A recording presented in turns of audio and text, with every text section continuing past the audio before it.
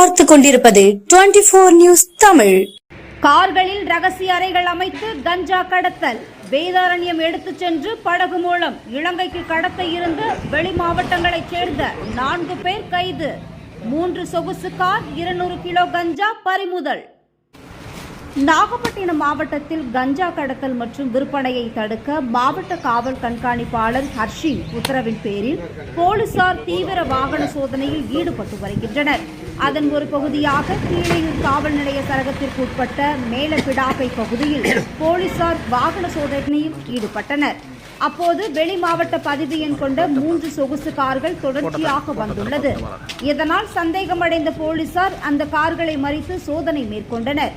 அப்போது seat cover, car கதவு, டிக்கி போன்ற காரின் உள்ளேயே பல ரகசிய அறைகளை அமைத்து அதில் கஞ்சா பொட்டலங்களை கடத்தி சென்றது தெரிய வந்தது.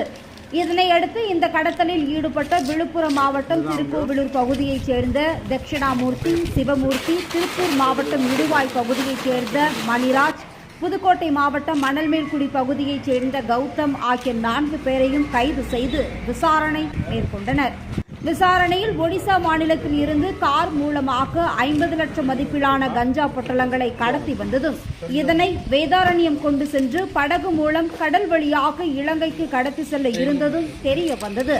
இதனையடுத்து அவர்களிடமிருந்து 200 கிலோ கஞ்சா, 3 சொகுசு கார்கள், விலை உயர்ந்த செல்போன்களை பறிமுதல் செய்தனர். பறிமுதல் செய்யப்பட்ட கஞ்சா மற்றும் சொகுசு கார்களை கீழையூர் காவல் நிலையத்தில் மாவட்ட காவல் கண்காணிப்பாளர் ஹர்ஷின் நேரில் பார்வையிட்ட பின் அவர் தெரிவித்த போது, கடந்த 1 ஆண்டில் மட்டும் இதுவரை நாகை மாவட்டத்தில் மட்டும் இலங்கைக்கு கடத்த இருந்த 1200 கிலோ கஞ்சாவை பறிமுதல் செய்துள்ளதாக கூறியுள்ளார்.